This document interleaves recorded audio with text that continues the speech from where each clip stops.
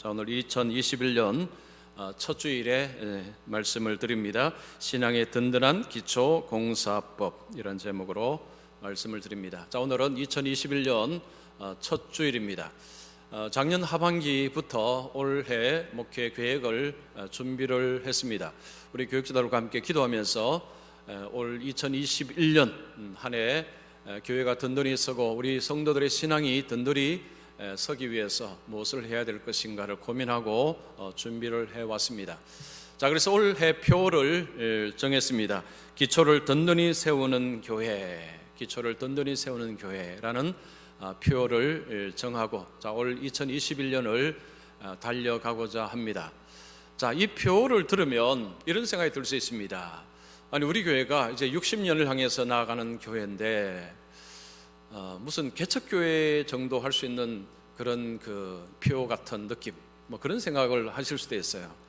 연수가 좀 오래되면 표도 이런 표 말고 좀 다른 표가 되어야 될 것 같은데, 기초를 든든히 세운다는 이 자체가 조금 의아할 수도 있습니다. 자, 그런데 연수가 오래될지라도 뭔가 새롭게 좀 정립을 할 때는 이런 표도 필요합니다. 자, 이 코로나 시대를 맞으면서 우리 신앙이 좀 헝클어져 버렸습니다. 우리의 신앙의 모습 패턴이 이제 많이 좀 헝클어져 버렸죠. 이전처럼 같이 모이기도 힘들고 봉사도 어렵고 배우는 것도 어렵고, 하여튼 많은 것들이 헝클어져 버렸습니다. 자, 이 헝클어진 것을 다시 좀 정리정돈을 해야 될 시점이 올 2021년이라 할 수 있습니다. 자, 왜냐하면 2021년 말쯤에는 아마도 이제 코로나가 거의 끝난다고 생각을 하면서 2021년은 기초를 다시 좀 잡아야 될 필요성을 느끼는 것입니다. 자, 이 코로나 전, 코로나 후가 세상이 많이 달라진다는 이야기를 많은 사람들이 합니다. 지금도 많이 달라지고 있습니다. 그런데 앞으로는 정말 많이 달라질 것이다 라는 예상을 많이 합니다. 교회도 많이 달라질 것이다 라는 예상을 하는 분들이 많습니다. 자, 우리가 코로나를 한 10개월 정도 겪으면서 우리가 달라지는 것을 몸소 경험하고 있습니다. 자, 앞으로 한 1년을 더 이렇게 가면 정말 많이 달라질 것 같은 느낌은 듭니다. 자, 그런데 얼마나 바뀔지는, 어떻게 바뀔지는 우리가 아직 가보지 않아서 알 수는 없지만, 이 코로나를 만약에 통과하고 나면 여러 가지가 변화가 일어날 것 같기는 합니다. 자, 이제 코로나가 끝났을 때 교회가 더 이렇게 도약하기 위해서는, 자, 올해 2021년이 정말 중요한 한 해라는 생각을 해봅니다. 그래서 2021년에는 좀 다시 한번 기초공사를 좀 든든히 해야 할 필요성을 느낍니다. 여러분, 우리의 신앙과 교회가 어디에 기초를 놓아야 될까요? 성경입니다. 성경으로 돌아가야 됩니다. 상황이 어떻게 바뀌든지 간에 어쨌든 우리의 기초는 성경입니다. 교회 기초는 성경이고 우리의 신앙의 기초는 성경입니다. 자, 성경으로 돌아가야 됩니다. 성경으로 다시 한번 기초공사를 해야 합니다. 자, 오늘 우리가 읽은 이 말씀은요, 우리의 신앙의 기초가 성경이 되어야 된다는 것을 우리에게 가르치고 있습니다. 자, 기초공사가 이 성경이 되지 않으면 인생이 부실해진다는 것, 신앙이 부실해진다는 것. 그러나 이 성경이 깊이 내리면 신앙이 견고해진다는 것을 우리에게 말씀하고 있습니다. 그래서 자, 오늘 본문의 말씀, 우리가 잘 아는 말씀이죠. 이 말씀을 통해서 우리의 기초는 성경이다라는 것을 같이 한번 배우도록 하겠습니다. 자, 먼저 첫 번째입니다. 성경에 기초하지 않는 신앙은 부실하다. 자, 우리의 신앙이, 우리의 삶이, 교회가 성경에 기초하지 아니하면 부실해집니다. 부실하다는 것이 자, 오늘 말씀입니다. 자, 오늘 본문에 보면 두 사람이 예루살렘에서 엠마오로 내려갑니다. 이들의 고향이 엠마오인 듯 합니다. 그들은 예루살렘에 있다가 고향으로 내려갑니다. 그들은 예루살렘에서 뭐 했느냐 하면 예수님을 따랐던 사람들입니다. 예수님을 따르면서 그들 나름대로 기대를 한참 하고 있었는데 그 기대가 산산조각이 났습니다. 그들의 희망이 완전히 깨어져 버린 것입니다. 지금 그들은 아주 슬픈 기색으로 고향으로 내려가고 있습니다. 자, 그런데 그들에게 어느 한 남성이 다가옵니다. 다가와서 대화를 하기 시작합니다. 이분이 누구입니까? 예수님입니다. 부활의 예수님, 부활하신 예수님이 이 둘에게 오신 것입니다. 그런데 이 두 사람은 예수님인 줄을 알지 못합니다. 자, 예수님께서 이들에게 오셔서 이렇게 묻습니다. 무슨 일이 일어났느냐? 이제 우리나라 표현하면 아니 예루살렘에서 무슨 일이 있었습니까? 자, 그런 질문을 하자 글로벌하는 사람이 예수님께 말하기를, 아니 예루살렘에서 일어나는 일을 모든 사람이 아는데 어떻게 당신은 알지 못하느냐? 약간의 핀잔의 표현을 합니다. 자, 지금 이들은 자기들에게 질문하는 사람, 대화하는 사람이 예수님이라는 것을 전혀 모르고 있습니다. 이들은 예수님을 아는 사람들입니다. 여러분 19절 보시면요, 나사렛 예수의 이르니 그는 하나님과 모든 백성 앞에서 말과 일에 능하신 선지자이거늘. 그들의 표현을 보십시오. 그들은 예수님을 잘 알고 있습니다. 그들이 예루살렘에서 예수님이 말씀하는 것을 들었고 예수님이 기적을 행하시는 것을 본 자들입니다. 그런데 그들은 지금 예수님을 알지 못합니다. 예수님이 그들에게 왔는데도 알지 못합니다. 왜 그럴까요? 부활의 예수님의 모습이 너무 달라서 그들은 도무지 알아볼 수 없었을까요? 그렇지는 않습니다. 자, 그들이 예수님을 알지 못하는 이유를 이렇게 설명합니다. 16절에 보면 그들의 눈이 가려져서 그인 줄 알아보지 못하거늘. 눈이 가려졌다는 것입니다. 그들이 지금 눈에 안대를 끼고 있습니까? 아닙니다. 이 말은요, 그들이 지금 어떤 세상의 고정관념, 세상의 상식, 그런 것들로 인해서 눈이 가려져 버렸다는 것입니다. 그들은 예수님을 열심히 따랐던 자들입니다. 그런데 예수님이 십자가에 죽으시자 그들의 꿈도 깨어져 버렸습니다. 예수님이 십자가에 죽으시자 그들이 예수님을 따르던 길을 이제는 다 접었습니다. 이제 우리의 꿈도 끝났다. 예수님이 부활하신다는 그것을 그들은 전혀 믿지 않았습니다. 이게 그들뿐만 아니고 유대인들, 예수님의 제자들 다 마찬가지였습니다. 그들의 고정관념은 사람은 죽으면 다시 살아날 수 없다. 이것이 그들의 고정관념이었습니다. 그 고정관념으로 예수님을 볼 때는 예수님은 메시아가 아니었습니다. 왜냐? 죽었기 때문에. 죽은 자는 살아날 수 없다는 그들의 가치관, 생각들은 예수님을 메시아로 인정할 수 없었습니다. 근데 사실은 그들은 예수님을 메시아로 기대를 하고 있었습니다. 21절에 보면 우리는 이 사람이 이스라엘을 속량할 자라고 바랐노라. 이스라엘을 속량한다는 것은 이스라엘을 구원할 자로 기대를 했다는 것입니다. 즉 그들은 예수님을 메시아로 기대를 했다는 것입니다. 자, 그런데 그들이 이 어떤 기대 속에는 정치적인 메시아로서의 기대가 있습니다. 우리를 이 로마의 압제에서 우리를 건져낼 해방자, 그리고 이스라엘을 세계 가장 강한 나라로 세우셔서 다른 모든 나라를 지배하는 나라로 만드는 그런 메시아로서의 기대를 하고 있었습니다. 그런데 예수님께서 십자가에 죽으시자 이 사람은 메시아가 아니다. 그들의 기대, 희망 모든 것이 다 산산조각 나버린 것입니다. 자, 그런데 이 두 사람은 예수님께서 죽으시고 예수님이 살아나셨다는 이야기를 그들은 이미 들었습니다. 그런데 이게 안 믿어진다는 거죠. 자, 이들은 어떤 이야기를 들었냐면 어떤 여인들이 예수님의 무덤에 갔는데 예수님의 시신이 없더라. 그런데 천사가 나타나서 예수님이 살아나셨다라는 이야기를 들었다는 것입니다. 그리고 이들이 아는 사람도 무덤에 가보니까 예수님의 시신이 없더라. 그 정도 되면 예수님이 부활하셨구나 라고 해야 되는데 그들의 입에서 그 이야기 나오지 않습니다. 그들의 입에서 무슨 이야기 나오느냐 하면 시신이 없어졌더라. 그거 참 이상하다.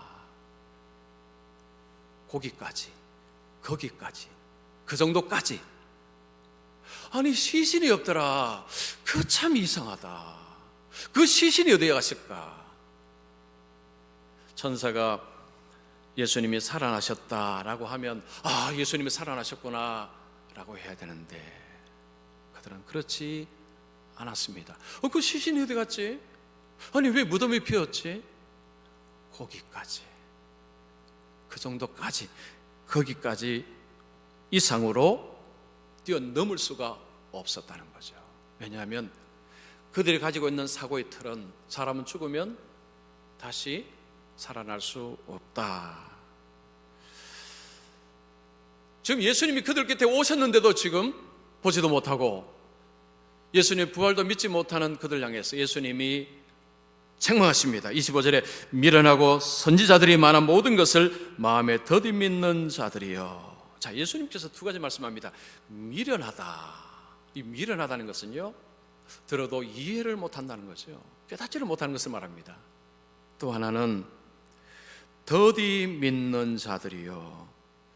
선지자들이 말한 것, 구약 성경이 이야기한 것을 더디 믿는 자들이요. 자, 이 더디 믿는다는 표현이 중요한 표현입니다. 안 믿는 것이 아닙니다. 말씀에 아예 귀를 닫아버리는 것이 아닙니다. 그런데 더디라는 것은 늦다는 이야기죠. 믿기는 믿는데 너무 천천히 믿는다는 것입니다. 이 말은요, 믿는 것도 아니고 안 믿는 것도 아니고, 그런데 어느 쪽에 기울입니까? 안 믿는 쪽이 살살살살 기울어가고 있다는 거죠. 자, 그들은 구약의 선지자를 통해서 하신 말씀을 듣지만 너무 천천히 믿고 있다는 거죠. 제대로 믿고 있지 않다는 것입니다. 그래서 지금 그들에게 나타나는 현상이 예수님이 와도 모른다는 것입니다. 자, 이들도 구약 성경을 배운 자들입니다. 구약의 말씀을 배웠지만, 구약에서 메시아에 관한 예언을 그들이 들었지만 그 예언을 다 믿지 않았습니다. 예수님께서 이들에게 이런 말씀하십니다. 26절에 그리스도가 이런 고난을 받고 자기의 영광에 들어가야 할 것이 아니냐. 구약에 보면 메시아가 고난을 받고 그 다음에 하나님의 영광으로 들어간다는 말씀이 있는데 너희들은 왜 그 말씀을 믿지 못하느냐, 그 말씀이죠. 여러분, 구약 성경에는 메시아가 이 땅에 와서 고난을 당한다는 말씀이 많이 있습니다. 예를 들면 이사야 53장 3절이 아주 메시아의 고난을 제대로 이야기하는 것입니다. 그는 멸시를 받아 사람들에게 버림받았으며 강고를 많이 겪었으며 질고를 아는 자라. 마치 사람들이 그에게서 얼굴을 가리는 것 같이 멸시를 당하였고 우리도 그를 귀히 여기지 아니하였더라. 메시아의 고난, 메시아의 순환을 정확하게 아주 세밀하게 표현을 하고 있습니다. 이사야뿐만 아니고 시편에도 나오고요. 구약에는 여러 곳에서 메시아가 올 때 메시아는 고난을 당할 것이다, 고통을 당할 것이다 라고 그렇게 예언을 했는데도 유대인들은 이 말씀을 제대로 알지 못했습니다. 아니, 믿지 못했습니다. 이 두 사람뿐만 아니고 그 당시에 유대인들이 대부분이 그랬고 심지어는 예수님의 제자들도 똑같았습니다.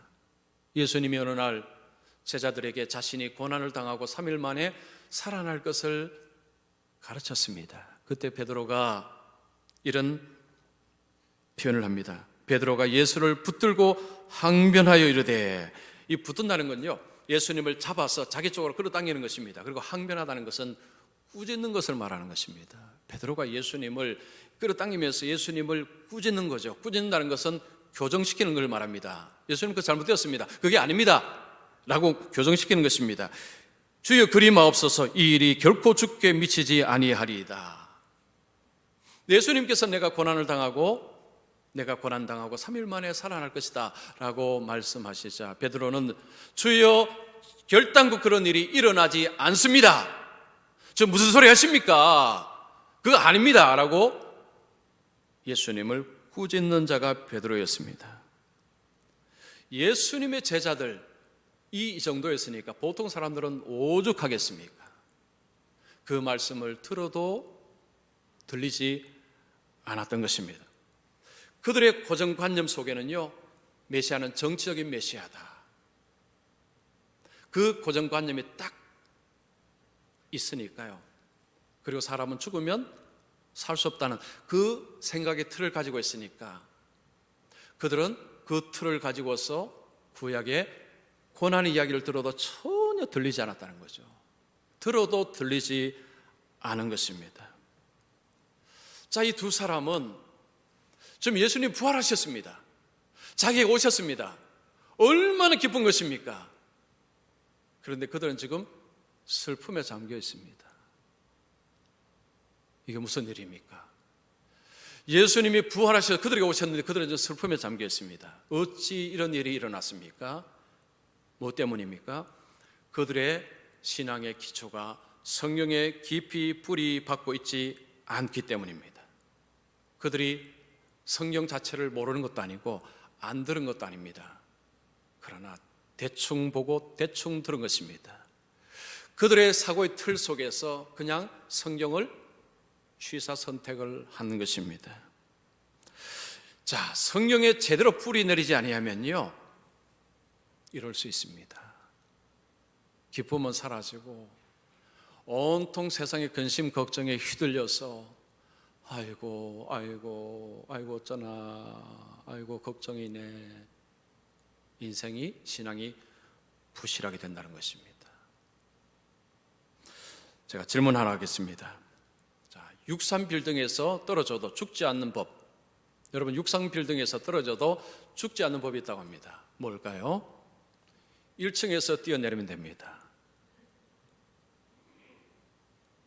자, 우리가 이 질문 들으면 무슨 생각합니까? 63층에서 떨어진다고 생각하죠?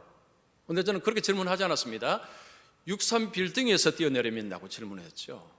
근데 우리는 들으면 63빌딩을 머리에 딱 그립니다. 아, 그 위에서 떨어지면 다 죽는데 어떻게 살 수 있지? 우리가 뭘 들을 때요, 우리는 다 자기 나름대로의 틀을 가지고 듣습니다. 자기 나름대로의 가치관, 세계관이 다 틀이 있습니다. 이 틀을 가지고 듣기 때문에요, 제대로 다 못 듣습니다. 그 틀 속에서만 듣습니다. 63빌딩이라고 그랬죠. 제가 63층에서 위에서 떨어지면이라고 질문하지 않았습니다. 우리가 하나님의 말씀을 들을 때도요, 꼭 이렇습니다. 우리는 우리의 사고의 틀을 가지고 그 틀 속에서만 듣습니다. 그래서 어떤 말씀은 안 들립니다. 아무리 제가 외쳐도요, 들리지가 않습니다. 나중에 그러죠. 목사님이 그런 말씀하셨습니까? 이런 사태가 벌어집니다. 우리가 우리 나름대로의 고정관념, 우리 나름대로의 삶의 어떤 삶의 가치관, 이런 것들이 나름대로 틀을 가지고 있습니다. 이것이 우리의 신앙의 발목을 잡는 주범입니다. 말씀을 더디 믿는 자가 되는 것입니다. 자, 우리가 예수를 믿은 지 10년, 20년, 30년이 지나면 우리는 계속 변화가 일어나야 되는데 이게 쉽지 않습니다. 왜 그럴까요? 바로 이것 때문입니다. 이 고정관념의 틀이요, 우리로 하여금 말씀을 들어도 이 틀 속에서만 듣기 때문에 변화가 잘 일어나지 않습니다. 이 틀을 부수어야 됩니다. 이 틀이 끼워져야 됩니다. 이게 끼워지지 않으면요, 신앙생활을 오래 한다고 해서 변화되는 것은 아니라는 것입니다. 우리의 신앙 자체가 성경에 깊이 있게 뿌리를 내리지 아니하면 변화도 잘 일어나지 않을 뿐더러 신앙에 별 재미도 없고요, 아유, 예수 믿어봐야 그렇네, 별것 없네, 이렇게 돼버립니다. 자, 우리의 신앙이 성경의 뿌리를 잘 내려야 됩니다. 자, 두 번째입니다. 성경에 기초한 신앙은 견고합니다. 여러분, 성경의 뿌리를 내리기 위해서 뭘 해야 될까요? 말씀을 열심히 읽고 배워야 됩니다. 이 길이 바로 성경의 뿌리를 내리는 길입니다. 자, 예수님께서 이 두 사람을 책망하셨습니다. 미련하고 더듬 있는 자들이요 라고 책망을 하시고 예수님은 떠나가시지 않았습니다. 예수님은 책망하는 것이 목적이 아니었습니다. 그 다음에 이들에게 뭘 하시는가를 보십시오. 27절에 모세와 모든 선지자의 글로 시작하여 모든 성경에 쓴 바 자기에 관한 것을 자세히 설명하시니라. 모세와 모든 선지자는 뭘 의미할까요? 구약 성경입니다. 자, 지금 예수님이 그들에게 특강을 하십니다. 저자 특강입니다. 저자 특강. 구약 성경을 자세히 풀어 주십니다. 이 두 사람이 직강을 듣는 거죠. 예수님의 저자 직강을 좀 들었는데 자세히 풀어주는 그 설명을 들었습니다. 자, 그때 그들에게 어떤 일이 벌어졌을까요? 32절을 보십시오. 우리에게 성경을 풀어주실 때에 우리 속에서 마음이 뜨겁지 아니하더냐. 여기서 뜨겁다는 것은요, 마음에 감동이 왔고 마음에 기쁨이 왔다는 것입니다. 지금 그들은 마음이 슬픈 상태에 있습니다. 기대가 다 깨졌습니다. 희망이 다 깨졌습니다. 이제 우리 인생에 희망은 없다 했는데 예수님이 말씀을 풀어주시니까 마음에 감동이 생기고 마음이 기쁨이 충만해졌습니다. 여러분, 우리가 말씀을 들을 때, 말씀을 보고 들을 때에 이 마음이 뜨거워지는 이런 경험이 필요합니다. 자, 그런데 말씀을 우리가 들을 때에 우리도 늘 그렇지도 않고요. 그리고 또 많은 분들이 말씀을 듣지만 그런 경험을 하는 것도 아닙니다. 왜 그럴까요? 이 성경은 성령의 책입니다. 성령께서 사람들을 통해서 쓰신 책이 성경입니다. 이 말은요, 이 성령으로 되지 아니하면, 성령이 돕지 아니하시면 말씀을 깨달을 수가 없다는 것입니다. 폭스라는 사람이 이런 이야기 했습니다. 성경은 성령에 의해 쓰여진 책이므로 성령을 받지 않은 사람은 알 수가 없다. 자, 여러분, 성경은 성령에 의해서 쓰여진 책이므로 성령을 받지 아니하고서는 성경을 알 수가 없습니다. 들어도 무슨 말인지를 깨달을 수가 없다는 것입니다. 바울도 그런 이야기 했습니다. 고린도전서 2장 14절 보십시오. 육에 속한 사람은 하나님의 성령의 일들을 받지 아니하나니 이는 그것들이 그에게는 어리석게 보임이요 또 그는 그것들을 알 수도 없나니 그러한 일은 영적으로 분별하기 때문이라. 육에 속한 사람, 성령을 받지 아니한 사람, 예수를 믿지 아니한 사람은 하나님의 성령의 일들을, 즉 성경의 이야기들을 들어도 알 수 없다는 것입니다. 그리고 그들은 어리석다라고 판단을 한다는 것입니다. 여러분, 예수를 믿지 않는 사람들이 설교를 들으면요, 동의를 할까요? 동의가 뭡니까? 아이고, 말도 안 되는 소리 하지 마세요. 어리석게 보인다는 것입니다. 그러나 성령의 사람들은, 성령을 받은 사람들은, 성령의 조명을 받는 사람들은 그렇지 않다는 거죠. 아멘, 아멘, 아멘. 주여, 맞습니다. 그렇습니다. 성령을 통한 변화가 일어난다는 것입니다. 자, 엠마오로 가던 두 사람이 눈이 열립니다. 어떻게 열립니까? 날이 어두워졌습니다. 그들은 예수님이 누군지 아직 모르죠. 같이 이제 숙소에 들어가자고 했습니다. 예수님이 들어가셨습니다. 자, 예수님께서 그들과 음식을 잡수실 때 떡을 나누어 주시고 축사하셨습니다. 그때 그들이 예수님인 줄을 알아보았습니다. 그런데 그때 예수님이 갑자기 사라지셨습니다. 자, 한번 정리하겠습니다. 그들이 어떻게 예수님을 알아보았다고 했습니까? 첫 번째는 예수님이 성경을 가르쳐 주실 때 마음이 뜨거워졌어. 근데 성경의 핵심이 무엇입니까? 예수입니다. 자기에 관한 것입니다. 예수님께서 성경을 쫙 풀어주시니까 그들 마음이 슬픔에서 기쁨으로 싹 변화가 일어났습니다. 그런 가운데서 예수님이 그들에게 떡을 떼어주시고 축사하실 때에 그 모습이 무슨 모습입니까? 오병이었대. 떡 떼어 주시고 축사하시는 모습, 딱 그 모습이죠. 그들의 눈이 확 열려서 예수님을 알아보게 되었다라고 말합니다. 자, 출발점은 말씀을 풀어 주실 때에, 말씀이 그들 속에 풀릴 때에, 그들의 마음이 뜨거워졌을 때에, 바로 거기서부터 출발이 된 것입니다. 말씀을 우리가 깨닫는다는 것은요, 눈이 열리는 것입니다. 눈이 열리는 것입니다. 무슨 안대를 쓴 것도 아닌데요. 말씀을 이제 막 깨달아지기 시작하면 이제 뭐가 막 보이기 시작합니다. 뭐가 이제는 막 보이기 시작합니다. 이게 바로 말씀이 우리 속에 깨달아질 때입니다.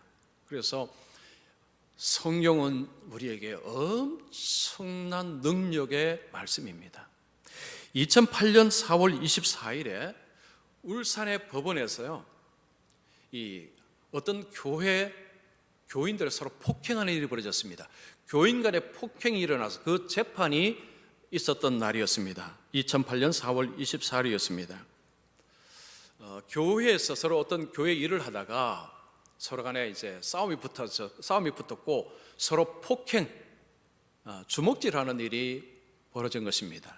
그래서 이제 좀 상처를 많이 입은 사람이요, 고소를 했습니다. 치료비 청구 소송을 이렇게 한 것입니다. 그러니까 그 방청객에 모인 사람들은요, 교인들이 두 표로 나누어져서 지금 거기 지금 앉아 있는 것입니다. 이게 고소인, 고발인, 피고인 앞에 있는 거죠. 자, 이때 재판을 한 사람이 김은구 판사라고 합니다. 김은구 판사. 이 김은구 판사가 이제 재판정으로 들어오는데 한 손에는 재판 기록, 한 손에는 성경을 들고 들어왔다고 합니다. 근데 이분은 예수 믿는 사람이었는데 이분이 이 재판을 가만히 보니까 이 재판은 성경으로 해결을 해야 되겠다라고 생각을 한 것 같습니다. 그래서 이분이 재판장 자리에 딱 앉고는 원고 한 사람에게, 원고 A씨에게 자기 성경을 주면서 고린도전서 6장을 1절부터 쭉 읽으라고 이야기했습니다. 모든 사람이 다 들리도록. 여러분, 고린도전서 6장은요, 이 소송, 세상 법정에 가지 말라는 그 말씀입니다. 자, 1절을 제가 읽어드리면, 너희 중에 누가 다른 이와 더불어 다툼이 있는데 구태여 불의한 자들 앞에서 고발하고 성도 앞에서 하지 아니하느냐. 불의한 자들, 세상 법정으로 끌고 가지 말라는 이야기죠. 자, 이 사람이 이 성경을 쭉 이제 읽어갔는데 무슨 일이 일어났을까요? 그 예수 믿는 사람들입니다. 그들이 그 말씀을 듣자 마음이 쫙 이제 뭔가가 이제 변화가 일어나기 시작했습니다. 그러니까 끝까지 다 읽고 나서 이 원고가 하는 이야기가 소를 취하하겠습니다. 소 취하겠다는 거죠. 없던 일로 하겠다는 것입니다. 그래서 거기서요, 그 재판 서로 간에 지금 막 싸움이 붙어갖고 폭력 사태가 일어났는데 성경을 통해서 그 재판이 아주 깔끔하게 정리가 되었다고 합니다. 자, 이 성경이 갈라졌던 두 사람을 두 편을 하나로 이렇게 만들었습니다. 자, 이 말씀을 보면 그러면 교회가 문제가 생기면 다 성경으로 가면 되겠구나. 근데 현실은 그렇지 않죠. 그러면 교회는 분쟁이 없어야 되겠습니다. 그러나 여러분, 교회는 참 분쟁이 많습니다. 여기서 중요한 것이 있습니다. 성경은 마술책이 아닙니다. 성경만 딱 가면 사람들이 다 그냥 고개를 숙이느냐? 그렇지 않다는 거죠. 자, 두 가지가 필요합니다. 하나는 앞에서 말씀드렸죠. 성령의 은혜, 그리고 그 말씀을 받는 자들, 믿음으로 수납하는 역사가 있어야 됩니다. 아무리 성경을 가지고 있어도요, 받는 자들이 믿음으로 수납하지 아니하면 그러면 성경은 그냥 책일 뿐입니다. 우리가 말씀을 들을 때 중요한 것이, 제가 자주 말씀드린 게 뭡니까? 성령께서 오늘도 내 마음을 만져주시옵소서. 깨닫게 하여 주시옵소서. 저는 제가 새벽에 주일 예배를 위해서 늘 기도합니다. 하나님이 이번 주일에도 말씀을 잘 준비할 수 있도록 성령께서 준비할 때 역사해 주시고, 말씀을 전할 때 우리 성도들이 말씀을 잘 수납할 수 있도록 성령님 도와주시옵소서. 끊임없이 성령을 의지하는 것이 필요합니다. 성령께서 역사하실 때 그 말씀이 우리 속에 엄청난 능력으로 우리를 변화시켜 준다는 거죠. 자, 이 두 사람이 예수님을 만나고 나서 그들은 그 소식을 기쁨으로 알리는 자가 되었습니다. 슬픈 기색으로 고향으로 내려가다가 다시 빼겠습니다. 다시 예루살렘으로 가서 기쁨으로 소식을 전한 자가 되었습니다. 변화가 일어났습니다. 성령에 기초한 신앙이 견고합니다. 분명합니다. 확실합니다. 자, 올해 우리 교회가 말씀을 열심히 읽고 말씀을 공부하기 위해서 온라인으로 또 가정에서 두 가지 프로그램을 실시합니다. 자, 이제 이번 주 중에 아마 우리 성도들 집으로 편지가 갈 것입니다. 자, 편지는 가정에서 이제 성경을 어떻게 좀 읽어야 될 것인가를 거기에 이제 설명을 해 놓았고, 그리고 이제 1년에 1독을 하시되 이전처럼 하지 않고요, 이제는 표시를 하도록 했습니다. 그리고 일주일에 한 번 정도는 묵상을 구체적으로 표현하도록 했습니다. 그리고 일주일에 한 번은 가족과 함께 성경을 읽도록 하는 그런 그 표현을 했습니다. 자, 그래서 개인적으로 성경을 읽고, 또 하나는 온라인으로 성경을 관통하는 성경 공부를 하고자 합니다. 이제 모여서 하지 못하니까 줌이나 유튜브를 가지고 성경을 관통하는 공부를 하겠습니다. 지금까지 성경 관통하는 공부는 하지 않았습니다. 저도 그렇게 가르친 적은 없습니다. 그러나 이제 이 성경 관통이 정말 중요합니다. 8주, 4주, 8주로 해서요, 4가지 주제로 해서 성경을 관통하는 성경 공부를 하고자 합니다. 이 성경을 하고 나면 눈이 확 열릴 것입니다.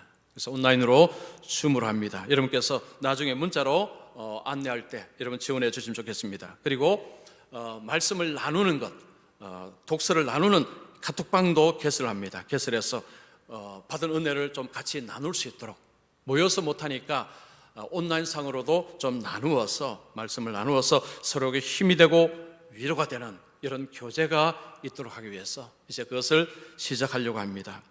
자, 올 한 해 우리가 또 많이 모이지는 못하지만 어쨌든 말씀에 더 깊이 뿌리를 내리는 한 해가 되어서 우리 교회도 든든히 서가고 우리 성도들의 신앙도 든든히 서가서 2021년 이제 한 해는요, 말씀에 더 깊이 뿌리를 내려서 부실한 인생이 아니고, 부실한 신앙이 아니고 견고한 신앙으로, 견고한 교회로 주님 앞에 세워지기를 축원합니다.